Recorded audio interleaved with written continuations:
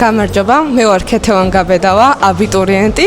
დღეს წარმოგიდგენთ ჩემს ნამუშევარს, რომელსაც ქვია თვალები და სიყვარულის ნაყოფი. სოფელი პატარძელოში მაქვს, დიდი სოფელი არის ის ჩემი და ძალიან მიყვარს და ამიტომ გადავწყვიტე დღეს ჩემი ნამუშევარი პატარძეულის თემით და ნატურის ხის თემატიკით შემოვეთავაზებინა. წარმოდგენილი ფიგურა არის მარიტა, ნატურის ხის პერსონაჟი. ასეთი განცდა მრჩებოდა ყოველთვის, როცა თვითონ მოთხრობას ვკითხულობდი და ფილმსაც უყურებდი, რომ ამ გოგოს თავისი გრძნობებით შეეძლო ნებისმიერი ცუდი მისი ენერგიით დადებითად გარდაექმნა და მაგიტომ გადავწყვიტე, რომ ის ტალახი, რომელიც მარიტასთვის არის ნასროლი, გარდამექმნა ისეთ თბილ და კარგ ენერგიათ, როგორც არის ბროწეულები. ბროწეულებიც ძალიან მიყვარს მე თვითონ და მაგიტომ ძველებური სარკე გამოვიყენა იმისთვის, რომ მინდოდა თვითონ დამთვალიერებელსაც ის ენერგია თვითონვე შეეგრძო და თავისი თვალებით ეპოვნა იმ თემის თვალებში, რომლებიც დახატული მაქვს. ერთადაც არ მიყვარს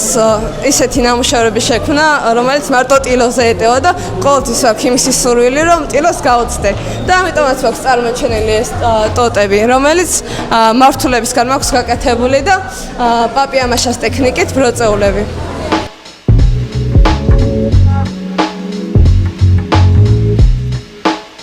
მე ვარ სალომე ჩერქეზია, ხატვარი, ასევე ტანსაცმლის დიზაინერი.